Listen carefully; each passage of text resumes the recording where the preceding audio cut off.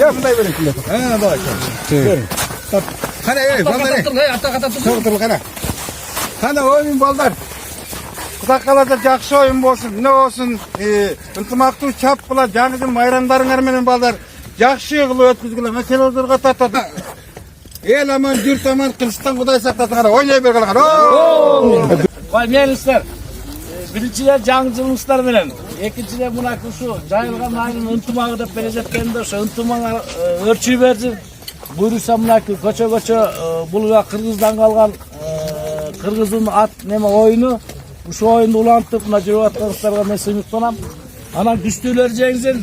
Ар дайым ортодо ынтымак болсун буйруса мына жайылган эле төрт көчө бириңе неме кылып туруп мынакей ушу салтты уюштурабыздар.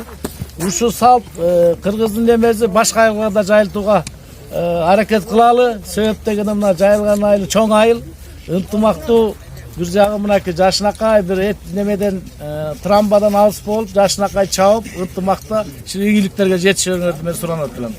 Анан ушу улакты oyunуңуздарды ушу ачыктап жарыялап коелу. Анан кечинде дагы жеңүүчүлөр аныкталат чыгар, Рахмат.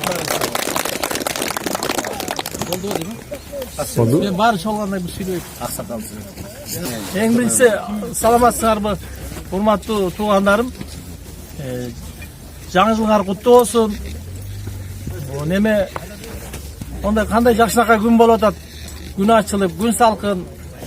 Бүгүн биздин ынтымак тоюбузга 12 000 населениясы бар. Пакарок айыл өкмөтүнүн жетекчиси мына Мукталбай кеңер келип катышып отурат. Мукталбай кеңерде жөн жердин кишиси эмес бу да. Ысык суук аралашып, спортко жакыныраак киши. Силерге чейин азыр бирке сүйлөшүп атабыз. Буюрса күзгө ошо айыл өкмөттөн, айылдан командасы чыгарып, анан айыл өкмөттөн бир жакшынакай команда чыгарайык деп Мукталбай кең менен да сүйлөшүп атабыз. Бул киши да жардам берет. Анан мен жана өзүчө дагы чолгондо айтам, менин да өзүм ойлорум бар балдар. Буюрса мо келечекте ошо айылдан бир жакшынакай команда түзөйүк. Анан кийин анын минус плюсун бүт өзүм көтөрөм. Анан ошо менен немеге келебиз, айыл өкмөттөн дагы жакшынакай бир команда чыгарып туруп, айылды ынтымакка чыгырышыбыз керек. Биз азыркы 60ка бараткан аксакалдар айылга жакшы ынтымакты берип кетиш керек. Мен өткөндө эле айткам, дагы айтам мына. Эмне деген жакшы аксакалдар бар эле мына. Балтабай экен, Рахматли экен, Сатыбал экен, мына менин атам Аралбай экен, көп аксакалдар бар, туурабы? Ошол кандай айылды ынтымакка чыкса эле, ошондой аксакалдарды кууп, жаштар келсе ишке, улуулар келсе ашка коюп, бир жакадан баш чыгарып, бир жегинен кол чыгарып, спортто бүт болот. Спортту чыдаган киши ойнойт. Мен дайыма айтып жүрөм го, орустар хоккей менен ардактанат, сыймыктанат. Биз Кыргыздын жигиттери ат жалында жигит ойнойт дейт. Биз ат менен жакшы күлүктөр менен сыймыктанышыбыз керек. Өзүнүн чоң аталарыбыздан калып кеткен көкбөрү деген оюнду жакшынакай кылып алып кетишибиз керек. Ошон үчүн бизге азыр ынтымак эле керек. Мына буюрса бүгүн акыркы оюн, мага чейин аксакалдар сүйлөдү. Ошол оюнда жакшынакай уруш талашы жок. Жаман-жуман баары эски жылда калсын. Жаңы жылга жакшы ой менен, жакшы максат менен, жакшы тилек менен келек. Баарыңарга денсаулык каалайм, үйүңөрдө бакыт алай болсун, үйлөнбөгөнгөр үйлөнгүлө, балалуу болгонгор балалуу болгула, келин албаганыңар келин алгыла, кыз бербегениңер кыз бергиле, ынтымактуу болгула. Мына бүгүн тойду жакшынакай кылып баштап, мына бир көчөнүн аксакалы болуп келип атат. Маалам, бул жакта Жантай, ушуларга рахмат, мына тойду уюштурушуп атат. Ушундай тойлордо жолуп жүрөк, аман болгула, бар болгула. Дайыма бүгүнкүдөй жакшынакай тойлордо жолуп жүрөк. Рахмат. Ынтымактуу болуп, жакшынакай болсо, мына жакшы сөздөр айтылды. Жаңы жылда жакшы оюн кылып, ынтымактуу чапкалаган балдар.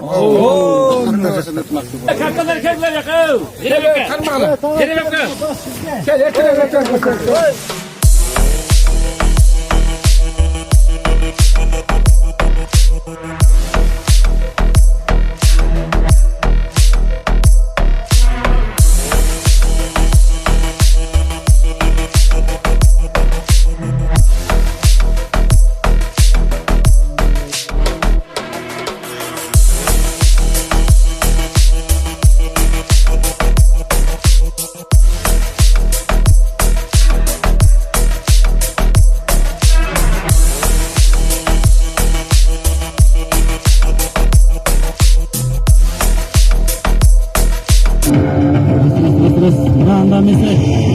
Улак башталды. Оң тараптан Идрисов 1 көчөсү менен. Сол тараптан Көкформа менен Идрисов 2 командасы.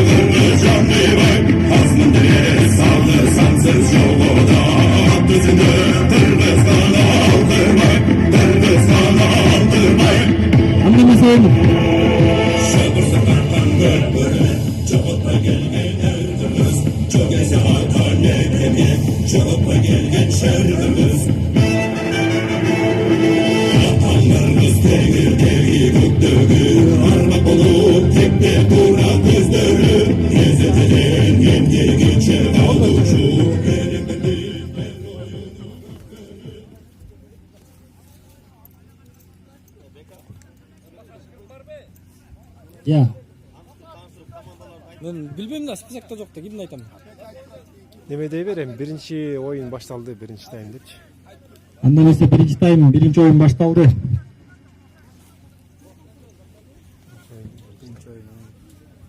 Биринчи оюндун биринчи таймы башталды. 15 койчу. Bir Asgar İdrisov 2 komandası. Allah жазып койду. Бир менен эки ошону үзүп койду. Mamat Yusuf Asgar İdrisov Башталды оюн, биринчи оюн, биринчи таймы. Yok oldu башталды.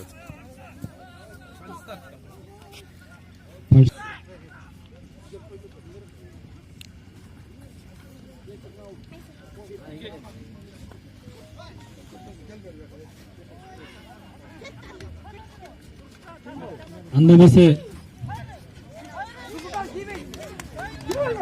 билет кетти. Кармадың. Ай, молодец. İlk orada gitti.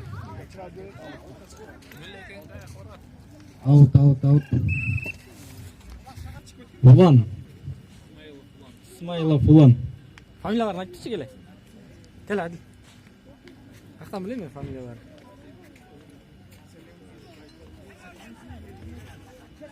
Улак чыкты.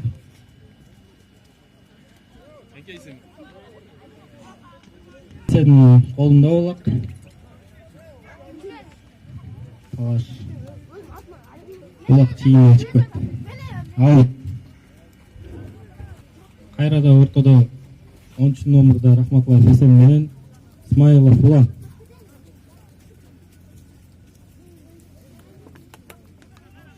Карма. Улан көтөрдү, кетти. Ой, ускенин жиналды анасыга.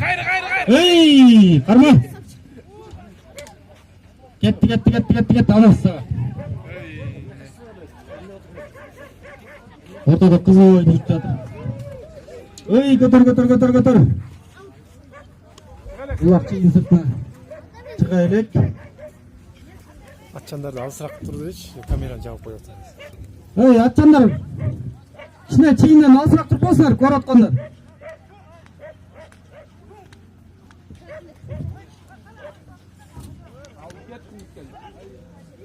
Элеке. Норматке кичине качып коесуң, көрүнбөй калат камерага.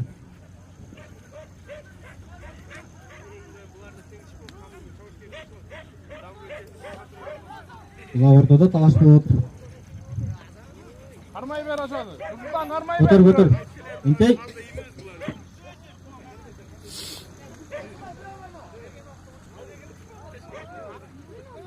Нурсултан, бирөөң кармал, бирөөң кармал, Нурсултан.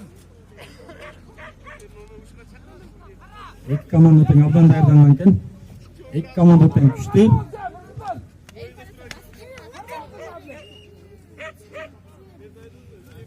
Калыстын ышкырыгы. Рахматулла Хесен Торнадо менен Улан Сүлүк Кара. Рахматулла Хесен алды, кетти.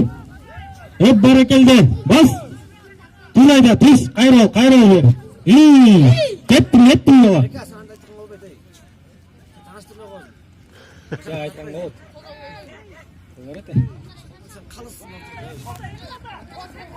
Эки отан кармап баратыр. Талаш отур. Аут. Чейин сыртынан чыгып кетти.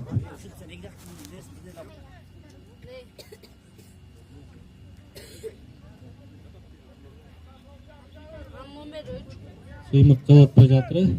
Улан Смайлов уланда турду. Кетти. Улак чейин сыртынан чыгып кетти. Аут.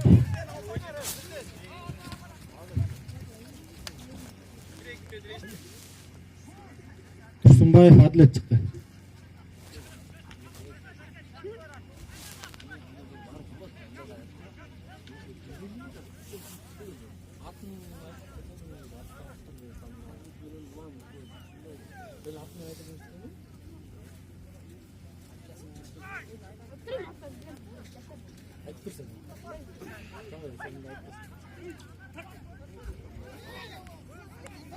Немесе улак чейин жеке мезеттен чыгып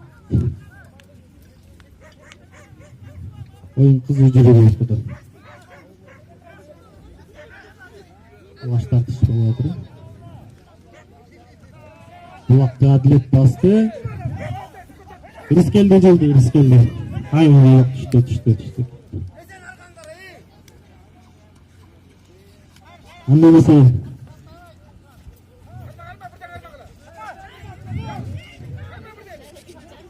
Ринат аке көтөрүнө деле болду.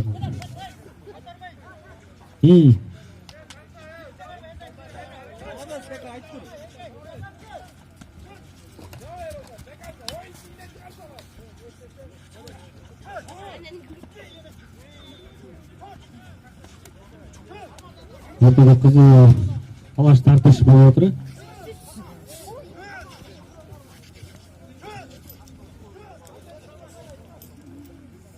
Адлет деген балуан дейді. Адлет көтөр.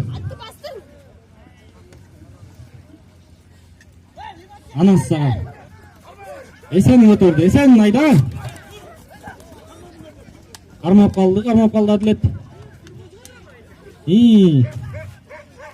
Талаш болуп отур. Булат экен менен Адлет. Улак чейин сырттан чыгып кетти. Аут.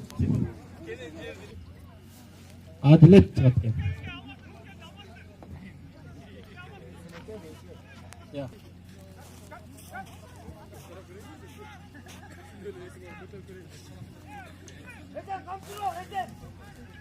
Кызыл форма эңкейди. Дагы эле жеке. Эңкейди эле болбой калды. Кызыл көтөрдү.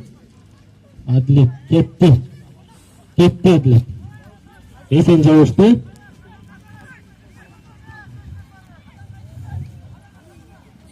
Казан жамаатынын момент.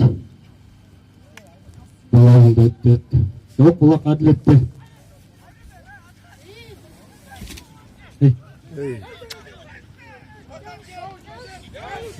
İlk komandanın tartış paradı. Out. Bulak çiğin sırtına çıktı.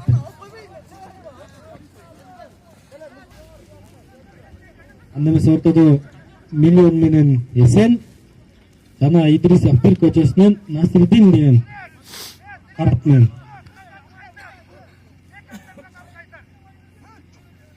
Жеке болду, эки отан күчтүү экен.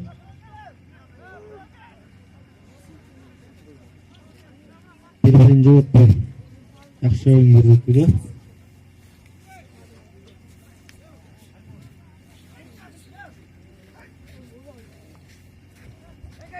Эсен эңкейди, көпүрөк көтөрүлдү. Балдары улакталып кетти. Ой! Арман койгула. Анда эмесе улак Ерлан деген жауандесте Идрисов бир көчөсүнөн чыккан балуан. Кашкат менен Ерлан кетип барат. Идрисов экинин балдары алдынан тосуп коргонуу аракетин кылып жатыр.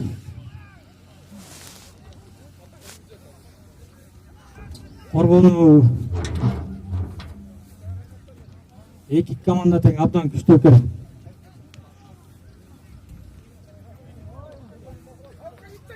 Атчандарды айтып койсоң. Осы көрүнбөй жатыр.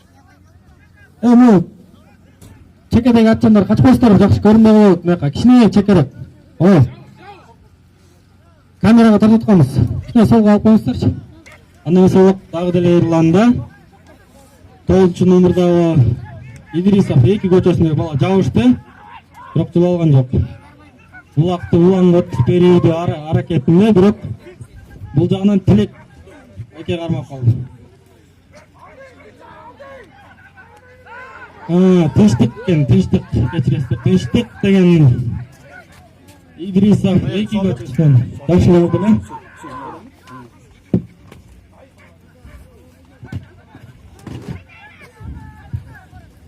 Булак Насридин деген чабан эсте. Идрисов 1 көчөсүнөн. Идрисов экин балдар коргонууда. Коргонуу өтө абдан даярдалган, коргонуу жактан мыкты команда экен. Идрисов 2 көчөсү. Идрисов 1 жалаң чабуунун үстүндө болуп отур. Немесе Идрисов 2 көчөсүнүн балдары алды. Улак дай түшпөй калды. Эсен деген балон салайын дедиле, болбой калды.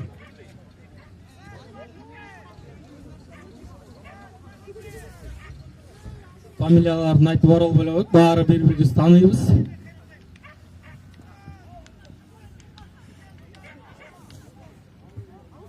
Улак кайра аутка кетти, чейин сыртына чыкты.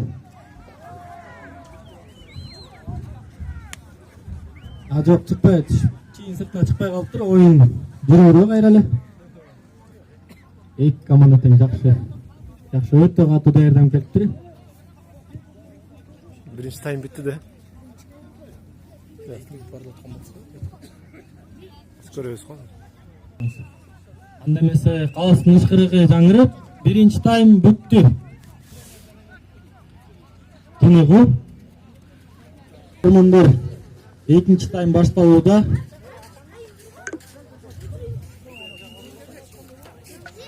Аскар Идрисов агайыбыздын атынан калган көчөнүн улакчылары эки команда болуп, Идрисов 1, Идрисов 2 командасы тирешүүдө. Анда эмесе Насридин көтөрдү, басты кетти. Идрисов 2-нин көчөнүн балдарынын коргонушун байкасак болот. Өтө катуу даярданган экен, эки отон күчтүү команда. Менен Рахматуллаев эсен чыкты. Торнадо жана Сүлүк кара.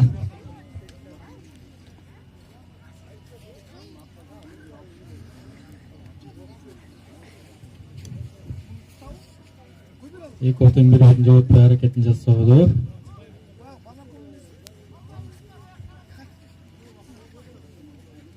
Инкей. Рахматуллаев эсен көтөрдү. Улак кетти. Рахматуллаев эсен колунда улак. Тайгызанга түптүз тике барууда. Артынан Смайлов уланга алып барат. Гол! Ай, молодец! Анасы мына не деген гол? Рахматуллаев эсен менен палван. Аскар Идрисов 2 көчөсүнөн чыккан. Ай, молодец! Жакталды. Бербирин жооптуу аракетинде эки команда тең өтө күчтүү экен. Көк команда көк форма кийген.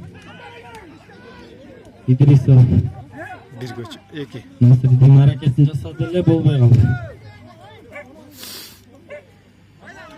Рахматуллаев эсен кайра көтөрдү. Торнадо менен Идрисов 1 көчөсүнүн чабандестери. 2. Идрисов 1 көчөнүн чабандестери коргонуу аракетинде. Идрисов 2-нин көчөн балдары чабуу жасоо аракетинде. Булак Рахматуллаев есебінің такымында. Анасаға эми ачылды. Тайгазан жанын апасына момент. Арай салуын екен гол! Мынасаға. Не деген гол? Не деген гол? Рахматуллаев есен деген балуан екен. Аскар Идрисов эки командасынан көп формачан 10 номерда. Имген аргымагы Торнадо. Штолды.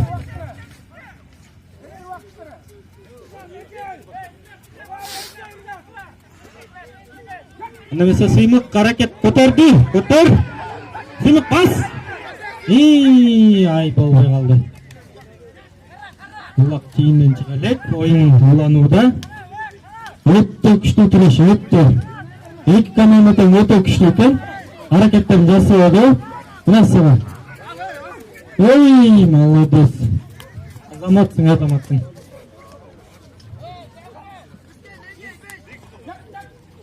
Ортада кызуу талаш тартыш, тиреш болду.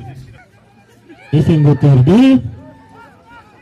Басты Идрисов Түрк командасынын чоңдестери защита коргонуу үстүндө. Ой, мынасыга. Коргонуу өтө катуу Идрисов бир командасы өтө күчтүү коргонуу болуп жатат. Бирок Идрисов бир командасынын балдары жалаң чабуулга деп настрой менен келген окшойт бүгүн. Көргөнүңүздөрдөй Тайгазан жанында дагы тиреш. Сонун оюн. Өтө кызыктуу оюн болуп турат. Булак дагы эле Рахматуллаев есебинин такымында экен. Жок, сен айтпачы. Элим бар эле таза неметип отуруп. Атчандар качпасыңар бия. Көрмөй калып атат. Кичине атлет. Мындай кылып койчу, камераны тартып атып эле. Рахматуллаев есебинин салуу аракетин жасоодо, бирок Идрисов бир көчөсүнүн балдары өппа сал койду. Идрисов эки көчөнүн балдары. Идрисов 2 гол. Идрисов бир жакшы эле коргонуу болду эле, бирок Идрисов бир көчөсүнүн эки көчөсүнүн балдары салып кетти. 3-0 салды. Счет 3-0, экинчи тайм. Өтө кызыктуу оюн. Анда эмесе Булак кайра стартта.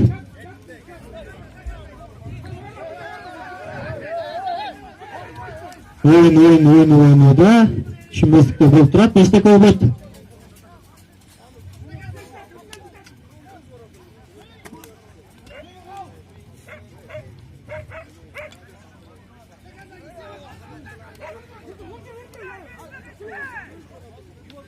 Негизи Булак ынтымактуулугу жакшылап, талашып, тартышпай жакшылап чапкыла. Анда эмесе Булакты Идрисов бир команданын чоңдары, чоңдестери көтөрдү. Такымына баса алуу элек. Бирок Булак Аман деген чоңдестин такымында. Аман тарт, Аман молодец. Бирок ай молодец. Рахматуллаев Нурсултан жууп кайра бирок түшүп калды жерге. Булак жерде жекеме-жекеге улана турган болду. Эки көк формачан чоңдестер жеңди. Биринчи оюн 3-0 эсебинде Идрисов эки командасына батаңыздар берип коюңуздар. Жакшы, сонун оюн болду. Аскар Идрисов bir жолу кайталап кетсек, Ниязалиев көчөсүнүн командастары кызыл формачан экен. Амат Юсупов командасынын чоңдестери көк формачан. Өтө күчтүү командалар, өтө кызыктуу оюн ойноп турат алга.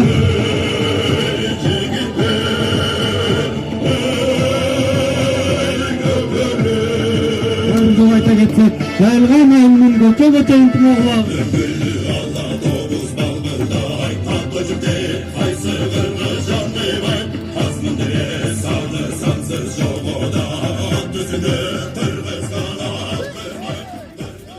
Немесе ойын башталсын.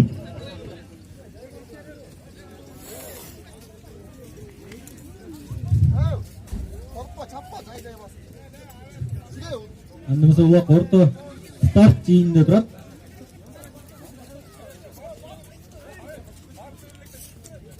Эки команда тең күчтүүлөр ойноодо азыр.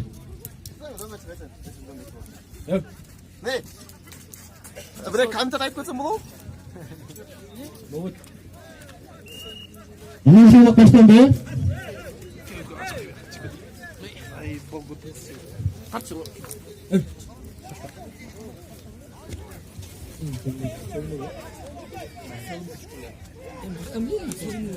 Анда эмесе улакты көтөрүү аракетинде Ниязалиев командасынын талты жок. Ортого Марат сары атмен чыкты жана Улан деген жабайыз Тарат менен чыкты. Өтө катуу тиреш, эки тең бири-бирине жолотпой, бири-биринен ашат күчтүүлүгүнөн анасыга. Улан эңкейди, көтөрдү. Мамат Юсуповдун чабуучусу көтөрдү. Жана Тайгазанга салуу аракетин жасоодо бир көттү. Ниязалиев көчөсүнүн чабуучулары, коргонуучулары өтө күчтүү экен. Ортодо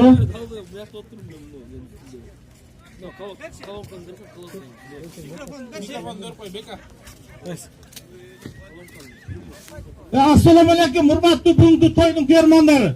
Мына жакшынакай улак болуп атыр. Судьяны коюп. Судьядан башка ар бир көчөдөн бирден аксакалдар бар. Ошо комиссияда. Мына мисалы тигине мен Абдыраман көчөсүнөн Асекеңдер орто көчөдөн Элеэкең, чоң көчөнүн жогору жагынан Самиэкең, төмөн көчөсүнөн Жантайкең. Адам башка бир бала койлого кирбегиле.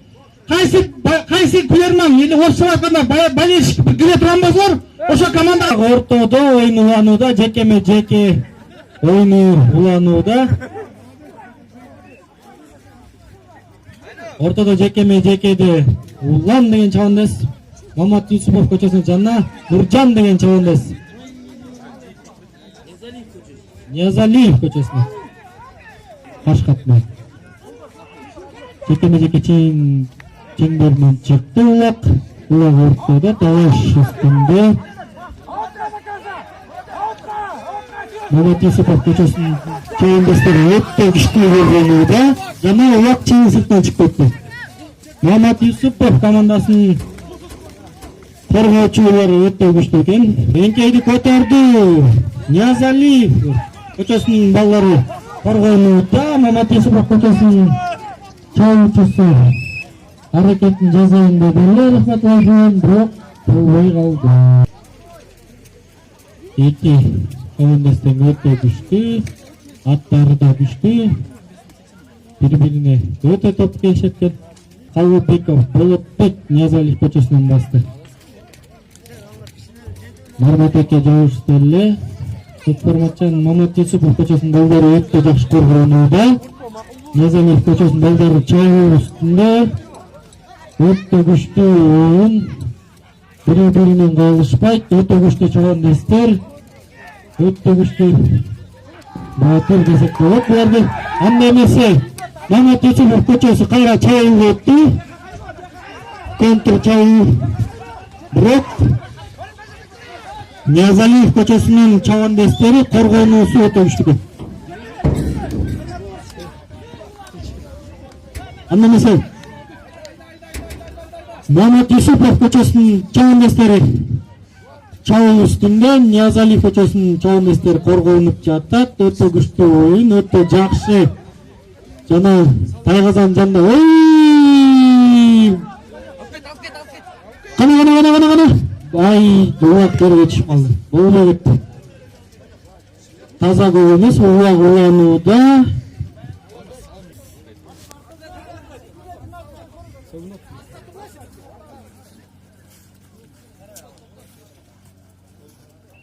Улак чейин сыртына чыгып, Улан деген чабандас чыгып. Бул оюндун өтө кызыктуу жеке чабандастары жана аттары менен Торчик менен Спартак деген айгыр экен. Эки отең өтө күчтүү аргымак, эки отең жекеден бир бетке. Не деген ойын. Анысы Улан аке көтерді. Ай, улақ түшіп қалды. Түнде көтерді Адлет балан көтерді. Өтіп жауыш паратры. Бирок улақ чейін сыртына чиялып ойын улануда. Алибеков Болотбек улақ тақым астында жауы өтті күшті өт барауып. Ойынсон Мамат Юсупов көшесінің алдарда қорғануға өте күштіген. Бір-бірін жол өтпей салым әрекет қылып жатады Язалиев командасының балдары. Өтті соң бірақ Мамат Юсупов көшенің балдары қармап қалып шөт. Улық дағылы Алибеков Болотбектің тақымында әрекет жасауды, салым болып әрекет жасауды.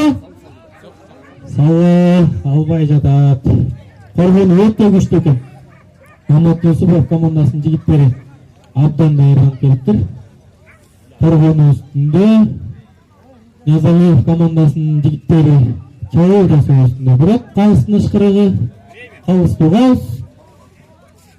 Ұрлақ қайра жекеме жекке. Андамесе бірінші тайм бітті. Шот 0-0. Қалды. Өтті күшті башталыш. Екі командатын өтті ең мүкті өтміш дайырдан көптір. Насыға көтерді. Бірақ шықырып болалық. Улақ дағылы чейін ішінде улақ улануда. Екі командатын әрекетін жасауды. Алшандарға да ескеріп қойшы. Жылбаз өстерінен көрсін анда камераға түшпей қалды. Ей! Икаке, қачпайсыздар кішіне. Икаке, есен, қачпайшы. Қачпай олачы мұндай. Но саратчан кем я? Форма, камуфляж. Кел, кішіне қачпай олачы мұндай, чекерақ. Камераға тартау. Ей, оң жақ қапталы. Нұрсұлтан.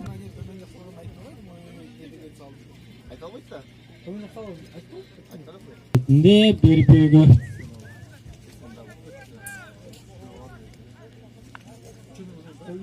Mamaat Юсупов командасының жауынгерлері алды.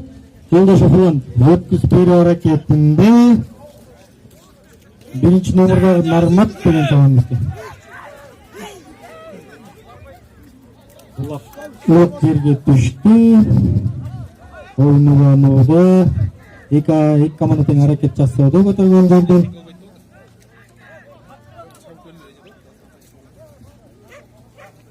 Ұқмыш дайырданған командалар екен. Білеу-білеумен дауыспайды екі командатын. Шот ескерті кетсек, дауғылы 0-0. Андамесе улақ дағылы жерді екен. Опа. Мамат Юсупов командасының чауылшылары улақ көтеру әрекеттің үстіне, бірақ Язалиев көшесінің команданың қорғанушылары жақын жолдатпай улақты қайрат. Немесе Энке әрекеті қалды. Мұрат. Энке көтеру әрекетін жасайын. Көшесінен Жолдашев Улан Көкбұрмачан жекеме-жеке ойыншысы. Екеудің екінші қатар санындағы Формачан жауынгерлер.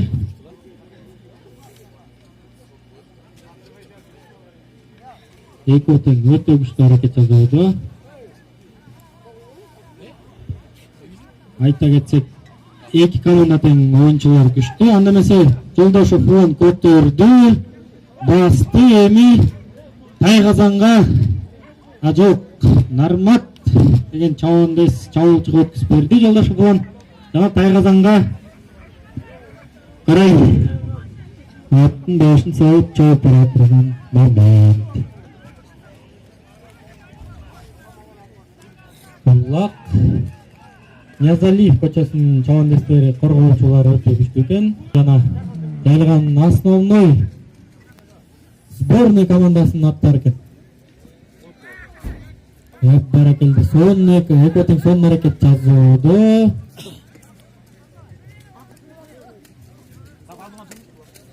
Жолдошов улам көбүнчө жерге иштегенге аракет кылууда, улакты алып чабуул кылууга аракет кылууда. Ниязалиев көчөсүнүн чабандези Муратов Марат көбүнчө коргонуу аракетинде. Коргонуп, гол дагы эле.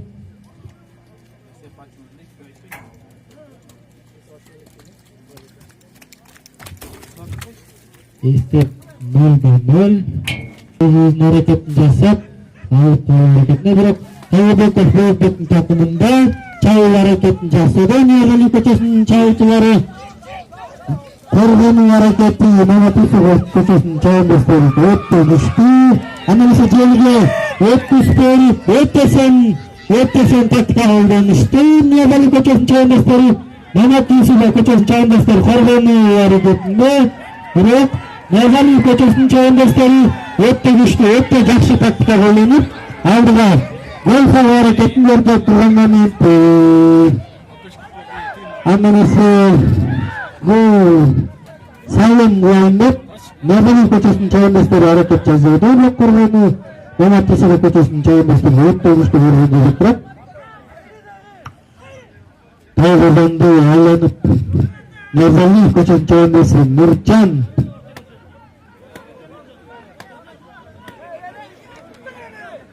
үчүнчү катар сандагы Ниязалиев көчөсүнүн чабандес чабуучусу Нуржан деген болгон. Андан эсе аракетин жасоодо, бирок Маматисов көчөсүнүн чабандестери жоопту коргонуу аракетин кылууда. Өтө бирөө экен Нуржан жүргөн. Бunda өтө үстүндө чабуучулууда атты көп ойноп өткөргөн чабандес менен аргыматтын бири. Анан Ниязалиев көчөсүнүн чабандеси аракет жасоодо самсагында, бирок Маматисов көчөсүнүн жигиттери коргонуусу өтө күчтүү, өтө сонун көргөн турат. Андан эсе салым салуу аракетинде, бирок коргонууда өтө күчтүү. Салым бирөө Абдубеков Куанбек деген жигит тосколду. Жакшы коргонуу. Абдубеков Куанбек коргонуу турат. Нуржан деген Ниязалиев көчөсүнүн кызыл формада 3-чү катар сандагы жигиттин такымында болуп салым салуу аракетин өткүзбөй эмес. Абдуллат деген балан жабышып коюуда. Маматисов көчөсүндөгү чабандес коргоочу чабандес жабышты. Жардам берүү аракетинде, бирок жооптуу аракетинде жигиттер коргонуу өтө күчтүү. Маматисов чабандестери коргонуу жактан өтө күчтүү аракет жасап турат. Жана чейин сыртка чыгып кетти. Чейин сыртка чыгып Маматисов көчөсүнүн командасынын жигиттери өтө жакшы коргонуу көрсөтүп көзөңүздөрдө.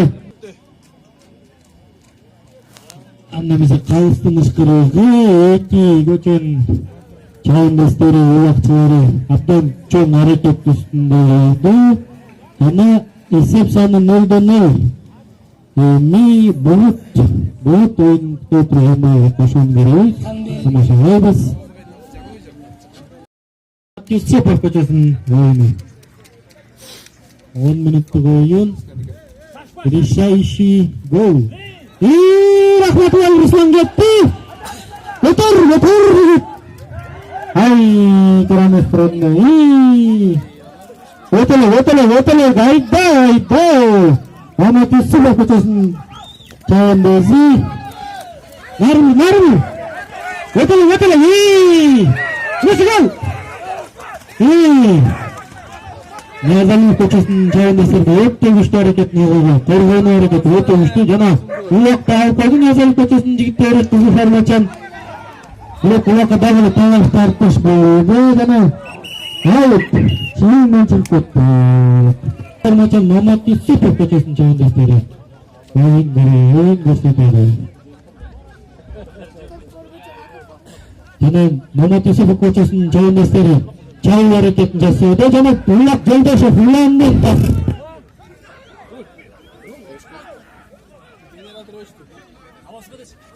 Ağzıke. Generator açık kaldı. Ne oldu ağzı? Ya ne öyle benzin tıkandı. Yok benzin doldurup.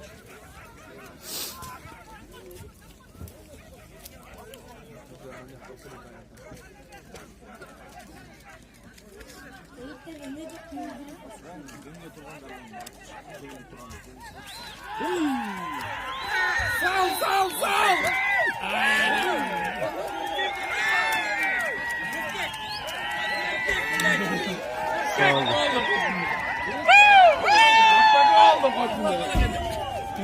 Yarmandarım ya.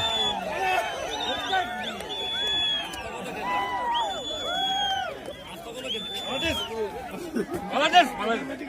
Yaklı.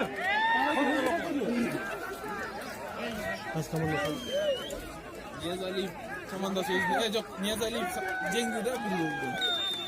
Мамат Юсупов өзүнө салып койду. Өзüne sal oldu. Өзүм жок.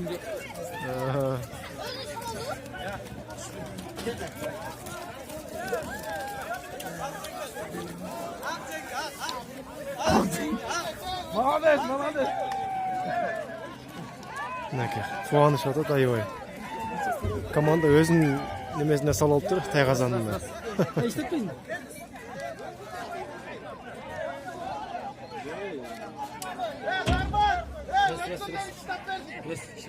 Ниязалиев көчөсүнүн командасы жеңүүчү болуп чыкты. Мамат Юсупов көчөсүнүн чалуучусу Турамис салып автогол болуп калды. Ниязалиев көчөсүнүн команданын чалуучулары жана коргончулары өтө жакшы аракет көрсөттүү болду.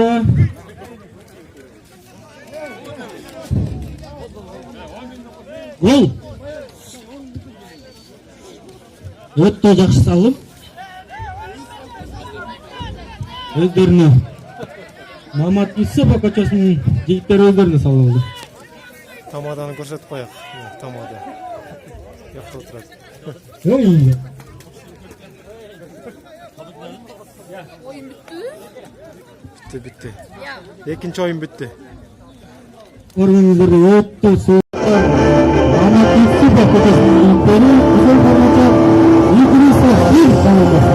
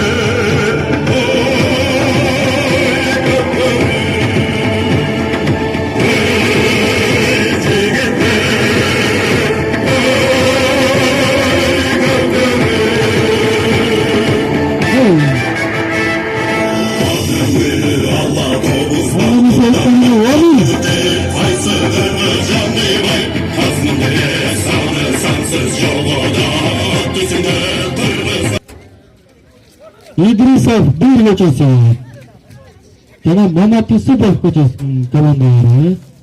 Көк формачан Мамат Юсупов көчөсүнүн жигиттери, кызыл формачан Идрисов бир көчөсүнүн жигиттери.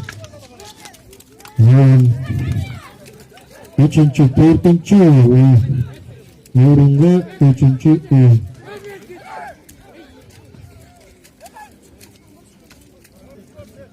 Эки командадан Мамат Опа Идрисов бир көчөсүнүн командасын Руслан деген жігітіміз көтерді. Жана гол, тапты гол. Мынасы не деген гол. Руслан деген балуан Идрисов 1 көчөсүнүн командасынан чоочусу.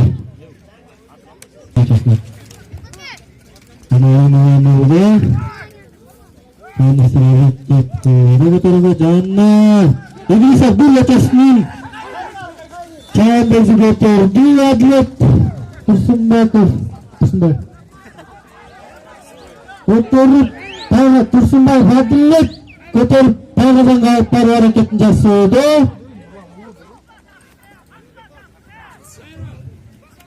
Өтө жакшы аракет, анысы коргонуу аракетин Мамат Юсупов көчөсүнүн чообусу коргоочулар коргонууда, бирок Турсунбаев Адилет Турсунбеков чооб аракетин алууда.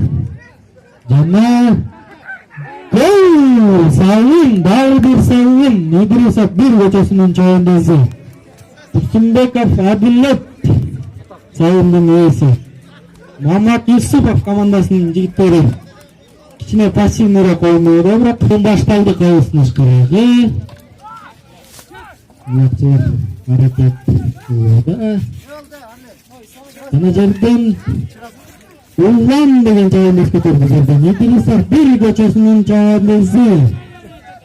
Смайлов Уллан кетти. Уллан Тайгазанга жеп калды. Жана салым Смайлов Уллан Идрисов 1 көчөсүнүн чообусу. Чабуучусу жайылган сборныйдын основной сборныйдын чабуучусу жана оюнчусу. Папа деген лакабы менен.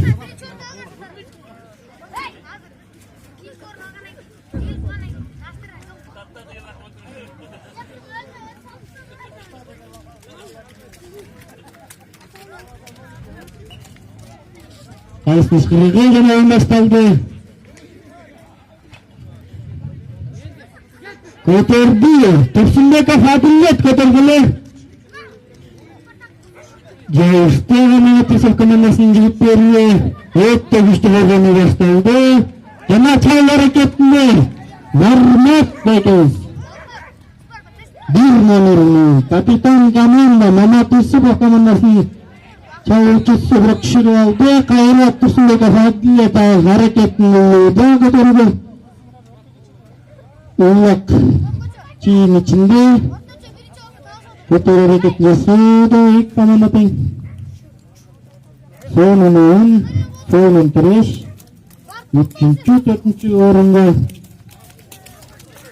oyun болууда.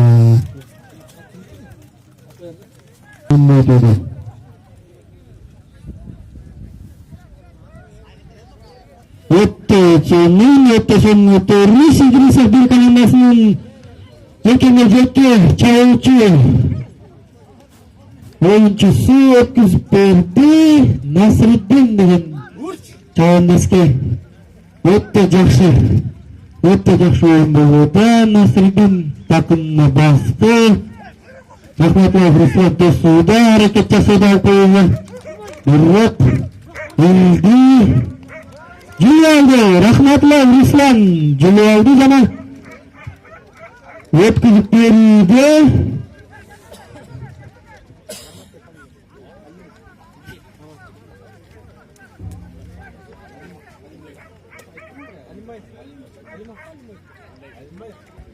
Jana uwakты Rahmatullah Ruslan Alимбаев Нармат деген капитан командага өткүзүп берди. Чайынчага жигит чабуучу аракетин жасоодо. Мамат Юсупов көчөсүнүн жигиттери чабуу аракеттин үстүндө. Бирок уакты жууп кетти. Идрисов 1 көчөсүнүн чабуу. Улак Смайлов Улландын такымында. Жана Тайгазанга карай аттын башын бурууда. Смайлов Уллан салуу аракеттин үстүндө. Мамат Юсупов командасынын чабуучулары, коргонуучулары өтө жакшы оюн көргөзүүдө жана жооптуу болууда. Не дегени? Смайлов Уллан Тайгазанга салуу аракетинде гана Президент Мамат Исаков көчөсүн коргоочулар өтө жакшы өздөрүн көрсөтүүдө. Алимбаев Нармат биринчи номерден капитан команда Алим Турековага салдырбай.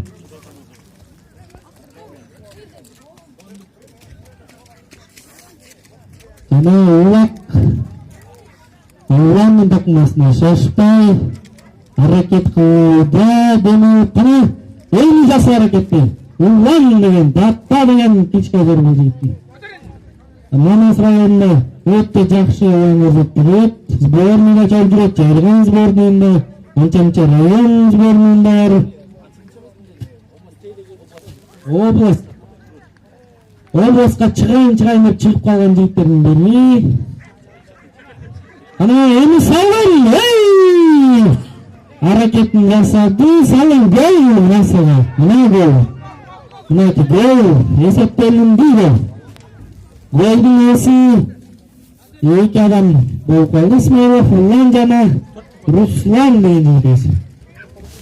Экинчи тайм Улан ортодо жана чабып жаткан. Ана Рахматов дастан эңкейди.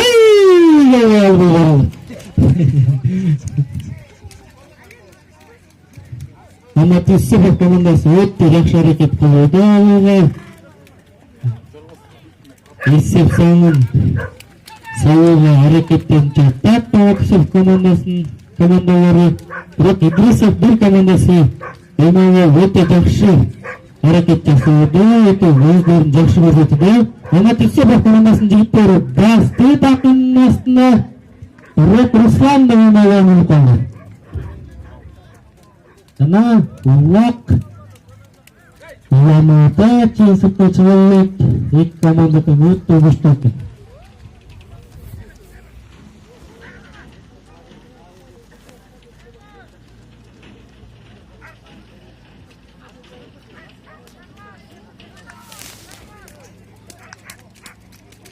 Улак дагы оюнчу номердагы Айбек деген Мамат Исаков командасынын командасынын такымында. Рахматуллай Дастан оңдоо аракетинде, Каррорко кылуу аракетинде жана чабуу. Мамат Исаков жигиттери чабуу жасай алган жок. Улак Рахматуллаев Руслан Ахиллес менен удаление чыгарыптыр. Оюн уланууда Мамат чабуучусу Насриддин деген палуан кара шуңкар ат менен чабуу аракетин көрүүдө. Бир айландыруу. Мамат Исаковдун коргоочулары өтө жакшы көргөнүдө бирок командасынын жана жоготтоодо Насриддин деген жигит Улак салуу аракетин көрүүдө. Жана аракет уланууда, бирок Мамат Исаков командасынын коргоочулары өтө жакшы аракет көрсөтүп, тайгызганга жооптойго абдан сонун аракет жасап атат. Өткүзбөөрү аракеттин көрүүдө Насриддин жана Улак Исмаилов Улан деген баланыз палуаныбыз алды. Кара шуңкар менен салым салууга аракет жасоодо. Настрой жакшы жана тайгазан ачык, бирок ана салым барбы жок. Жардам керек Исмаилов Уланга. Бирок Мамат Исаков командасынын коргоочулары өтө жакшы, өтө сонун аракет кылып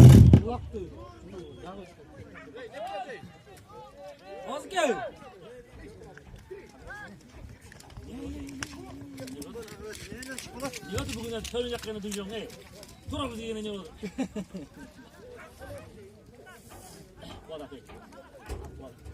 Дикке тартышпайбыз. Жерде тартышпайбыз. Мындай эле сүйлөй берем. Угулат. Хотя бияка болсо болду да. Оған не кереги бар?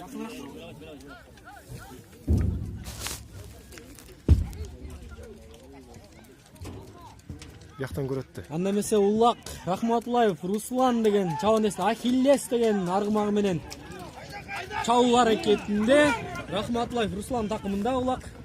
Данный момент өтө сонун аракет. Оңдоо алуу аракетинде Мамат Юсупов командасынын чабуучусу. Өтө сонун аракет кылууда.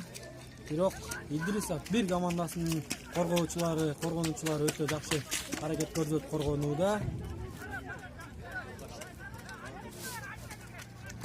Мына Рахматуллаев Руслан Адлет деген чабандаска өткөзүп берүү аракетин кылууда, бирок Адлет көтөрдү, такымга басты Мамат Юсупов командасынын чабуучусу.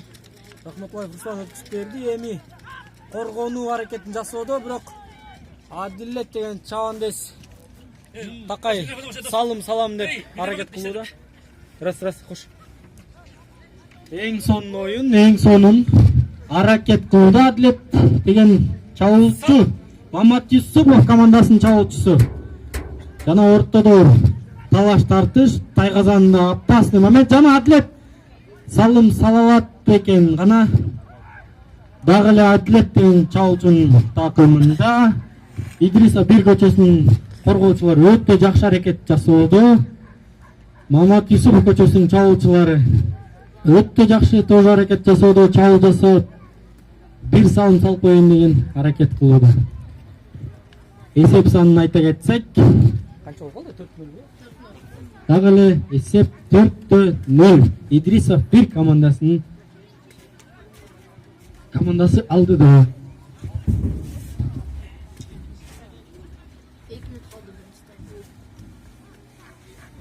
Oyun уланууда. Идрисов бир командасы Тайгазанын жанында oyun өтө кызык уланууда. Жана Мамат Юсупов командасынын жигиттери салым салуу аракеттен жадап өтө күчтүү, өтө сонун, өтө кызыктуу oyun. 3-4 местага болуп жаткан oyun, 3-чү oyun жайылган ынтымак көчө oyunунун 3-чү oyunu. 4-чү го дейм. 4-чү oyun. Жана эң сонун аракет Мамат Юсупов көчөсүнүн жигиттери эң сонун аракет кылууда. Улак Нармат бекасы. Алимбаев Нармат бекас түшүрүп алды, чөлдүрүп алды. Жана Улак Жана Улак Татта деген жигитибизде.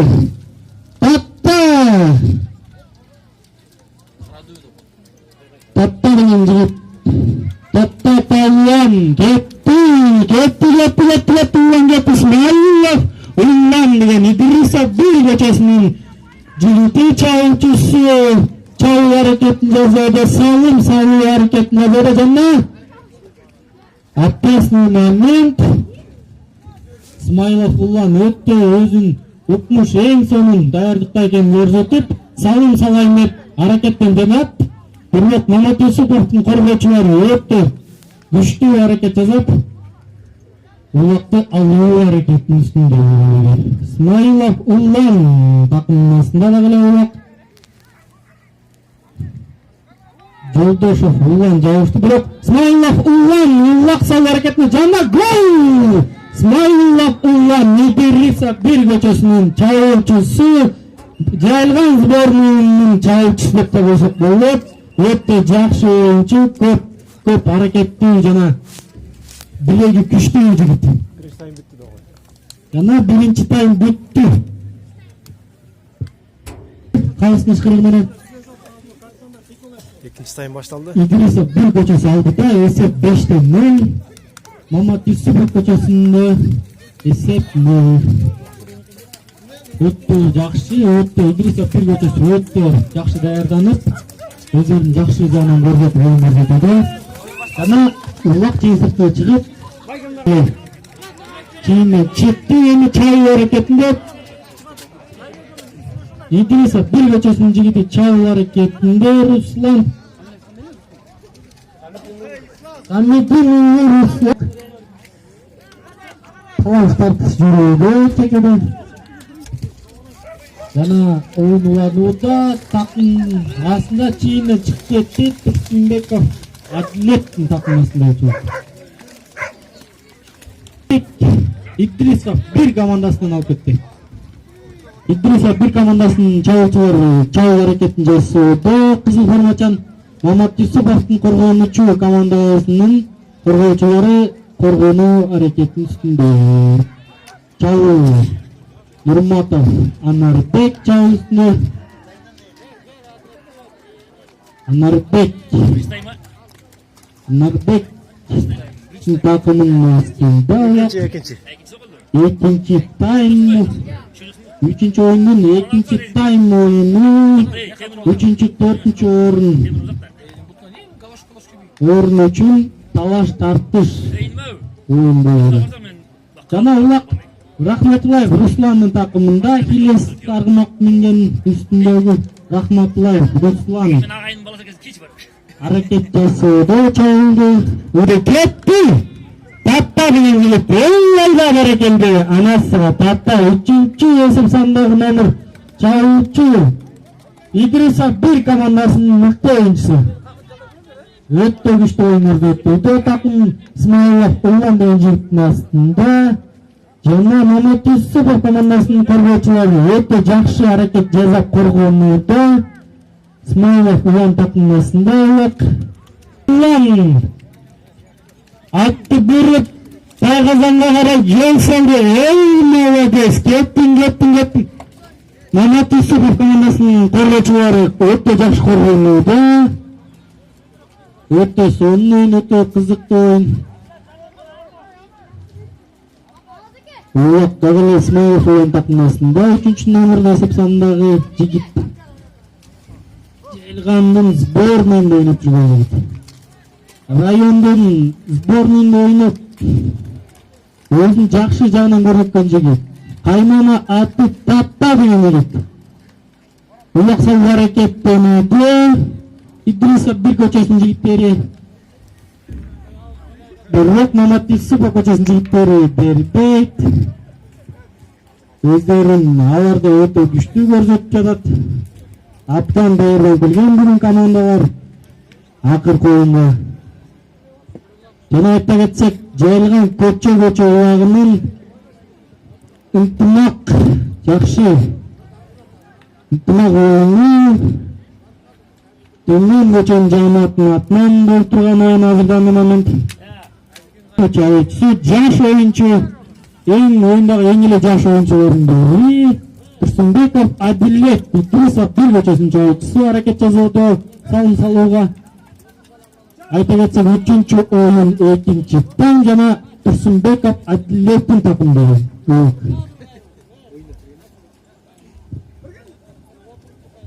Эң соңунда Рош Турсунбеков Адилет аракетин жасоодо улак салууга, салымлууга аракет жасоодо.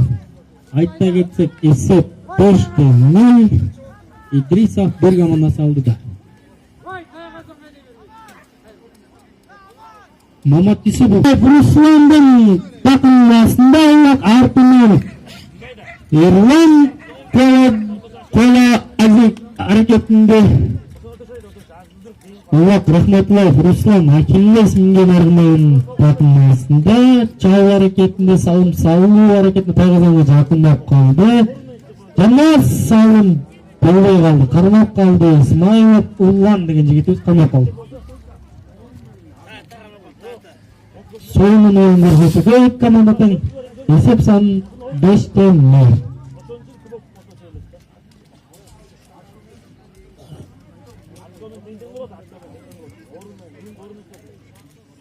Жана кайыстын ышкырыгы улак чейин сыртка чыгып кетти.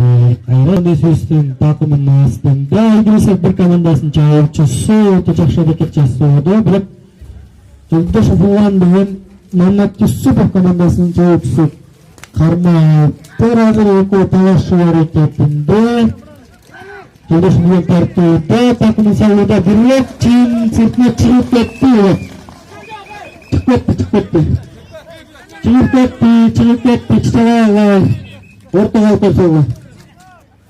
Жана улак Нормат экөөсүнүн такымында салым салуу аракетинде өтө. Мамат Юсупов көчөсүнүн командасынын жигиттери, бирок Идрисов 1 командасынын жигиттери коргоонун өтө жакшы кылып жатат.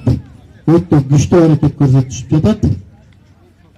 Жана Булак Тайымбаев Нормат такымында капитан команды Мамат Юсупов командасынын капитан командасы 1 номер эсебиндеги Жамбес Тайгызанга салым салуу аракеттенүүдө.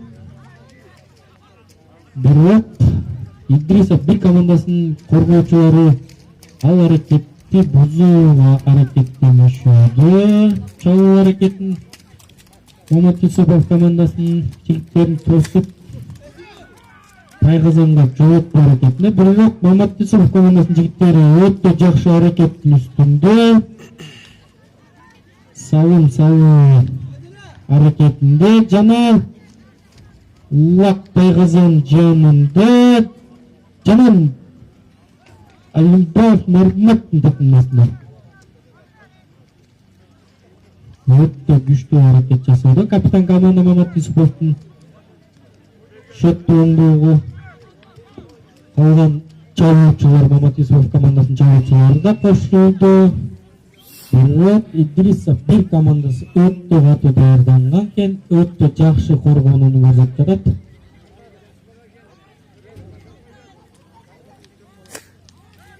Капитан команда Булакты алдырды, бирок азыр Улак Идрисов 1 командасынын жигиттеринин такымасында жана Улак азыр Турсунбеков Адилет деген жигиттин Турсунбаев Адилет деген жигиттин такымасында экен.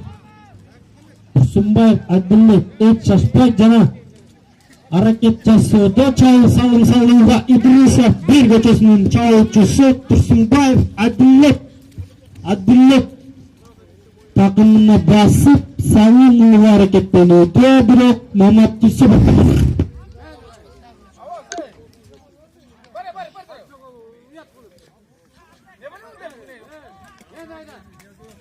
Söyle ver Toktoy. Ана кетти. Руслан деген чабандесинин такымынын астында Улак. Ал өзүнүн аракетин жасоодо. Салым салууга Идрисов 1 командасынын чабуучусу Кара Шумкар аттуу ат менен чабып баратат. Oyun bitti. Калыстын ышкырыгы, экинчи тайм бүттү. Идрисов 1 командасынын чабандестери жеңди. Идрисов 1 командасы жеңүүчү атанды. 3. oyun bitti şimdi. Hazır final болады. Oyundun жеңүүчүсү Идрисов 1 командасынын чабандестери. Final başlagan турат азыр. Идрисов 2 менен Ниязалиев командасы. Final.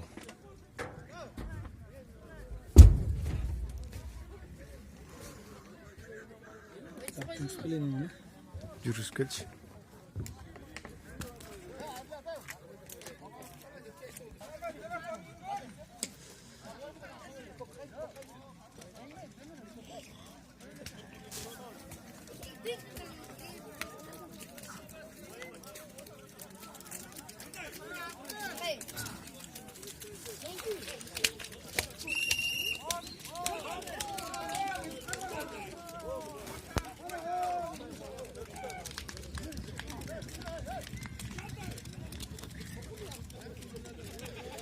Finalдын 1. таймы.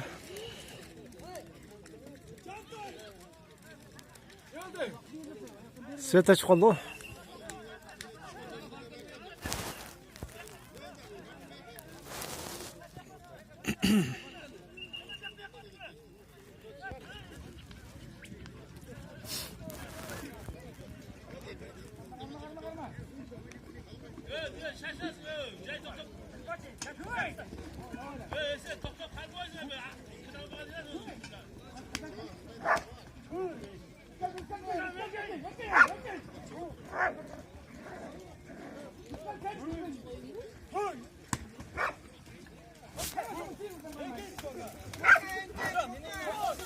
Saatini koyga.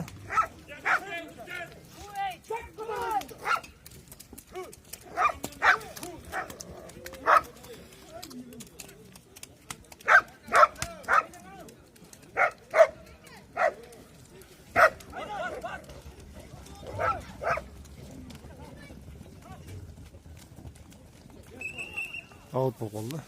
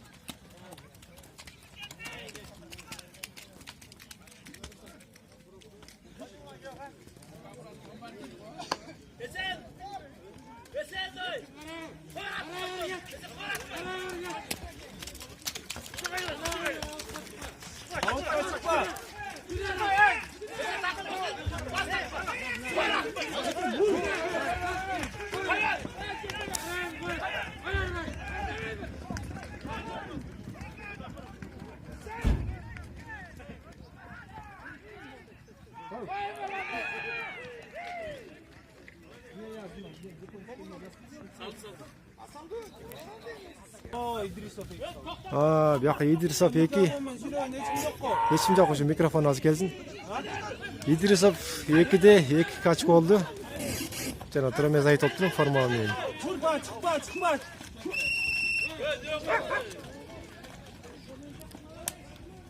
Аут болып қалса керек. Ешқырық жаңады. Идрисов 2 командасы мен Ниязалиев командасы тирешиде. Жекеме-жеке. Идрисов 2-де 2 очко. Жекеме-жеке ойын уланууда Идрисов 2 очко менен алдыда жүрөт. Эсеп саны 2-0. Идрисов 2 командасы алдыда. Ортодо жекеме-жекеде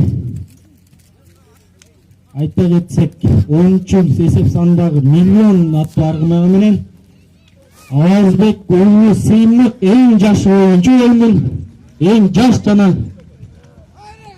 жакшы аракет көрсөтүүдө өзүнүн анда эмесе Ниязалиев көчөсүнүн чабандастары чабуу аракетин булайын деди эле, бирок болбой кетти.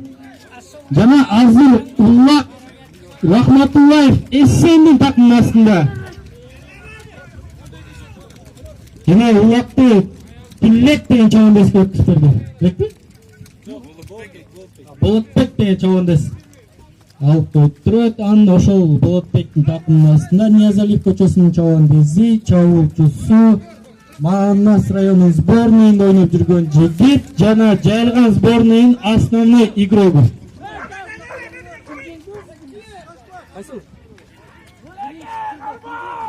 Азыр ойын болуп отурган. Анда эмесе oyun уланууда Ниязалиев көчөсүнүн жигиттери чабуу аракетинин үстүндө, бирок Идрисов 2 көчөсүнүн коргоочулары өтө жакшы аракет көрсөтүүдө. Салым жок, эсептелинген жок, чыкпай калды жана азыр Уллак Рахматуллаев Эссен деген чабандастын такымында, Нурсултан экен, Рахматуллаев Нурсултан деген чабандастын такымында өтө жакшы аракет жасоодо. 8-чи эсеп санында кара кашка айгыр менен аргымагы өтө күлүп, өтө жакшы жагынан көрсөтүүдө. Булар Идрисов 2 командасы аптан катуу даярданып келиптир. Айта кетсек, бүгүнкү оюнда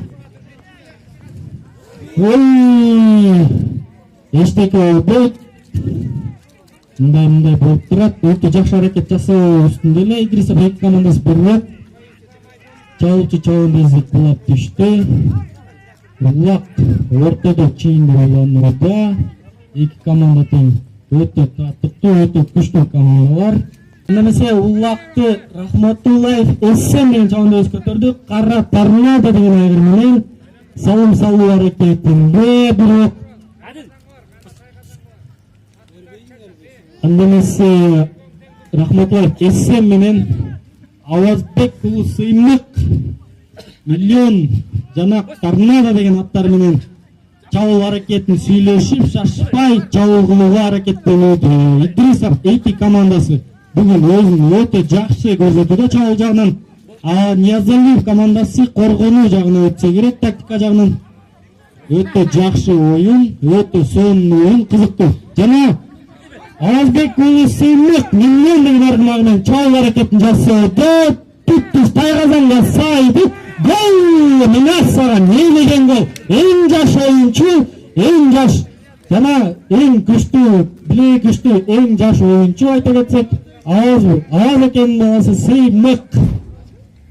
Анда эмесе оюн башталды, улак старт тийинине келип түштү жана Ниязалиев көчөсүнүн жигиттери аракет кылды. Уга бирок Идрисов эки көчөсүнүн жигити көтөрдү. Тынчтык деген балдар.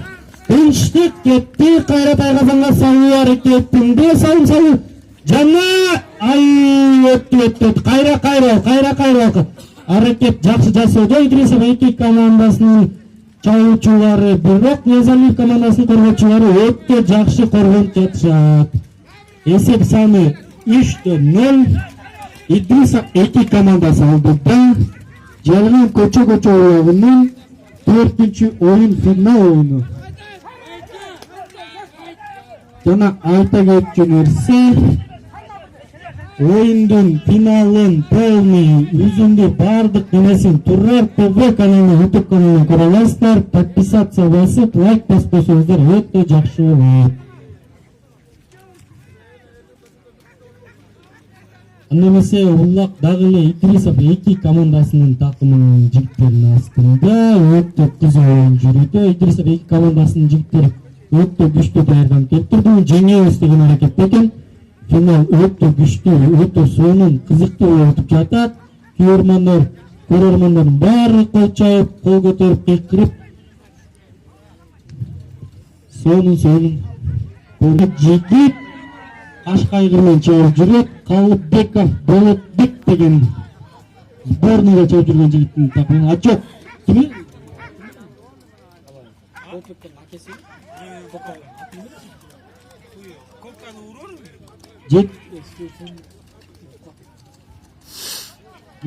Жетинчи номерде чабан десин такымдын астында жана улак салым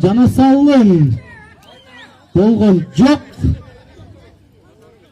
Салым болгон жок жана салуу аракетин жасады эле 7-чи номердеги Ниязалиев көчөсүнүн чабандасы, бирок улак салым болбой калды. Азыр Икаева экөөбүздүн такымдын астында Идрисов эки командасынын мүчөсү өтө жакшы чабандес. Мурунку канчанчы жылдардан бери чабып жүргөн чабандес. Өтө күчтүү жана мурунку Союздун эң результаттуу районунун чабандестеринин бири деп койсок болот. Жакшы оюн көрсөтүүдө, салым салуу аракетинин үстүндө.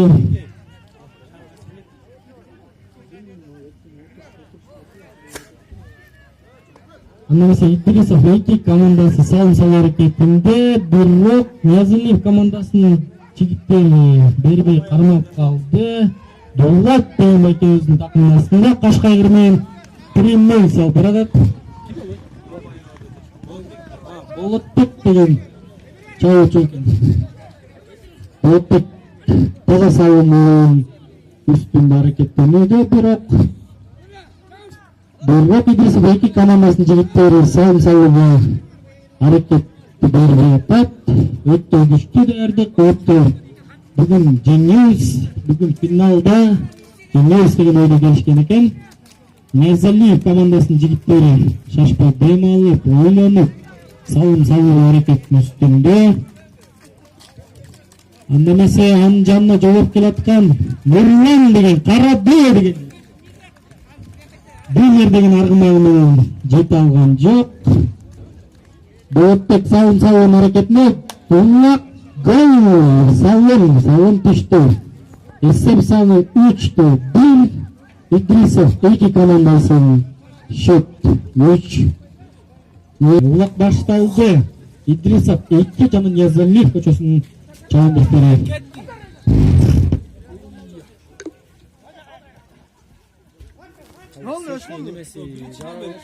Өштү да. Биринчи номердеги? Биринчи номердеги Покровкалык ким эле? Анда эмесе Исаджан Мусаджанов деген 5-катардагы номерде жигит көтөрүүгө тырышты, бирок Нуржан деген жигитибиз көтөрдү эле, Ниязалиев көчөсүнөн болбой калды. Сал койду, Сал койду. Я. 2-2. 3-2. Ниязалиевде 2 очко. Идрисовда 3 очко. Oyun kayra burulu momentinde Ниязалиев көчөсү 2 очко сал койду. Идрисов 2 көчөсү 3 очко менен алдыда барат. Өтө кызыктуу oyun. Жаса, аракет жаса, көтөр. Көтөр Нулеке, көтөр, бас! Бас! Қалма, баспайсың тақымға! Тақымға бас!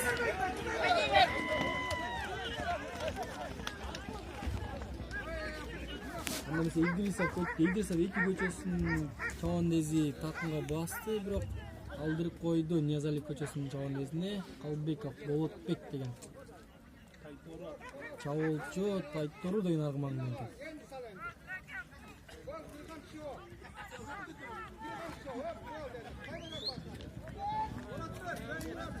Немесе Тайтору менен Калбеков Болотбек Ниязалиев көчөсүнүн чабандези 3-чү салымды салууга аракеттенүүдө жана жок, салым жок, түштү, жерге түшүп калды, болбой калды.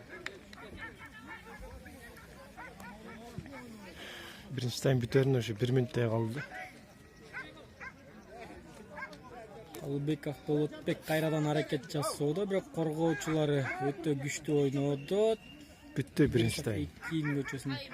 Биринчи тайм бүттү.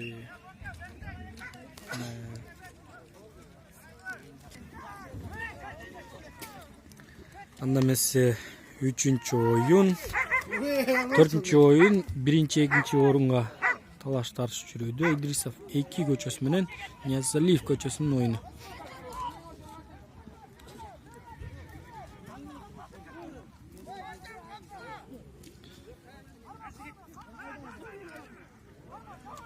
Улак Ниязалиев көчөсүнүн чабандезинде Акылбек уулу Эржан деген.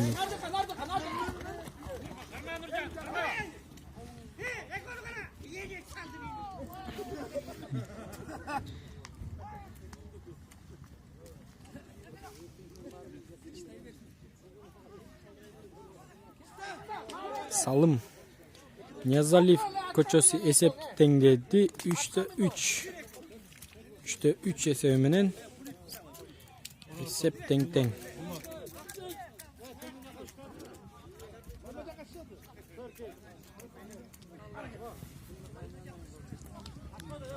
Oyun уланууда.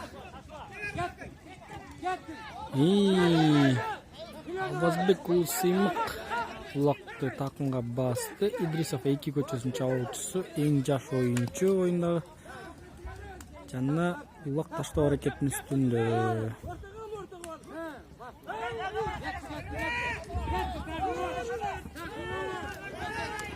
Бер.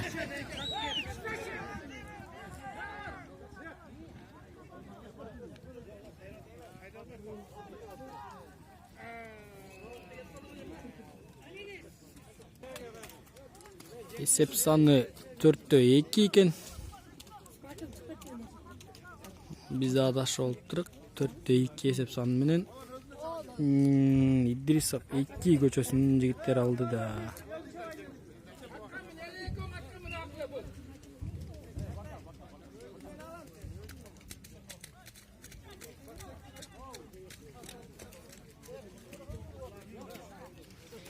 Идрисов 2 көчөсүнүн чабандестери алды да. Эсеп саны 4-2.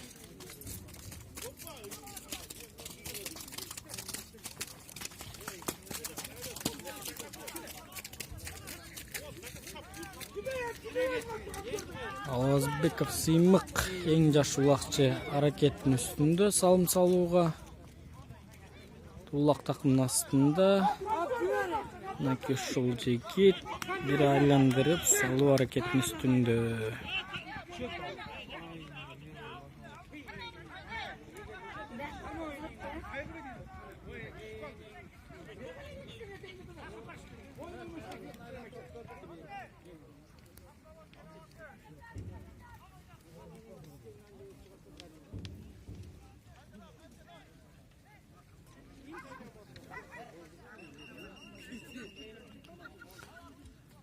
алыстын ышкырыгы жана улак жекеме жекке чейинин ортосуна түшүүдө.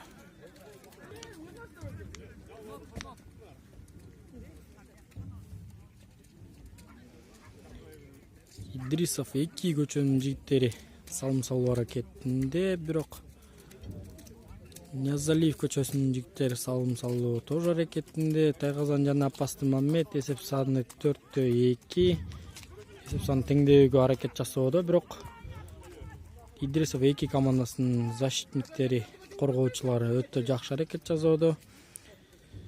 Идрисов 2 командасынын чабуулчусу удалениеге чыгыптыр. Бирок удалениеге чыкса дагы Идрисов 2 көчөсүнүн жигиттери өтө жакшы коргонуу аракетинин үстүндө. Ниязалиев көчөсүнүн жигиттери чабуу аракетинин үстүндө. Жана улак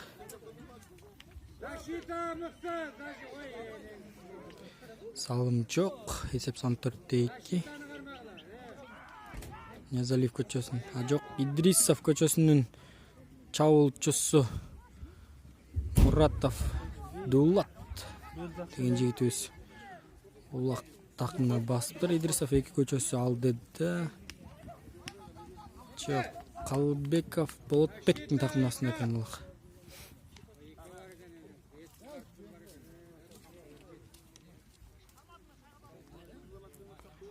Калбеков Болотбек Ниязалиев көчөсүнүн чабуулчусу аракет жасап, салым салуу аракетинин үстүнө, бирок салым түшпөй калды.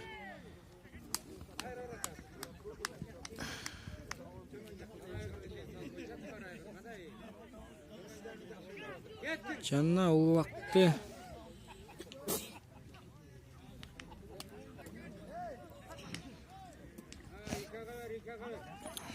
Идрисов 2 көчөсүнүн жигиттери улак такымынын астында, бирок түшүрүп алды.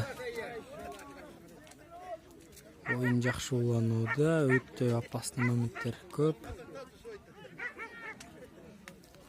Айта кетсек, 4-oyun финал оюну.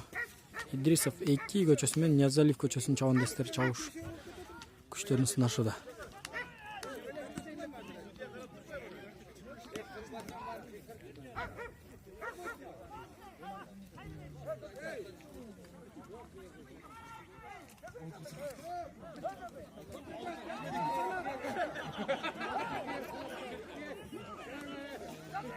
Чейин сыртына чыгып кетти улак.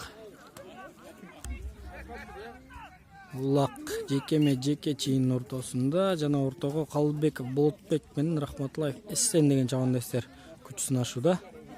Эки тең өтө күчтүү чабандестер.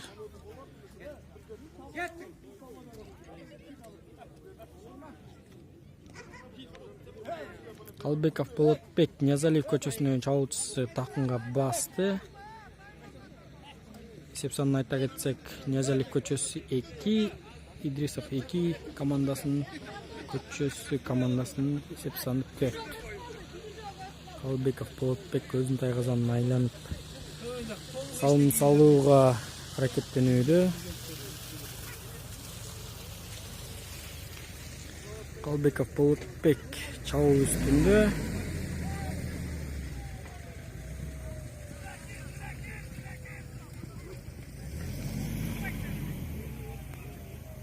Чабуу жасоо аракетинде жана салым Калбеков Болотбек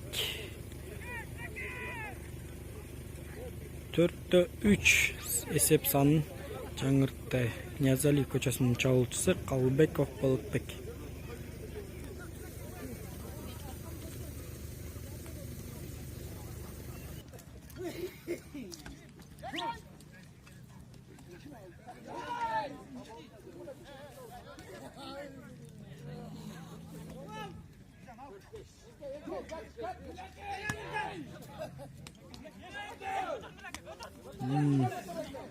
Идрисов 2 көчөсүнүн чабандес өйдө көтөрдү. Бирок алып чыга алган жок.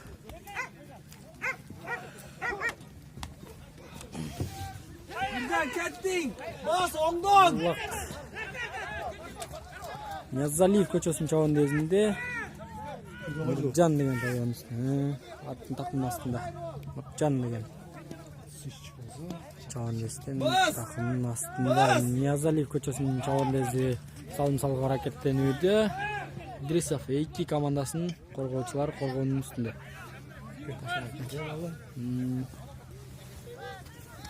Çok 4-3 bu kutu. Койчу кимдики 4? 4 неменики, Идрисов 2-ники. Азыр болсо салым болобу.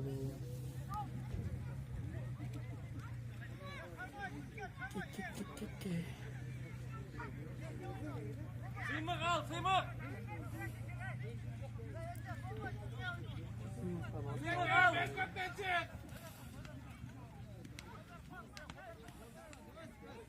Аны кой бер кой. Oyun biterine 8 minutтай kaldı.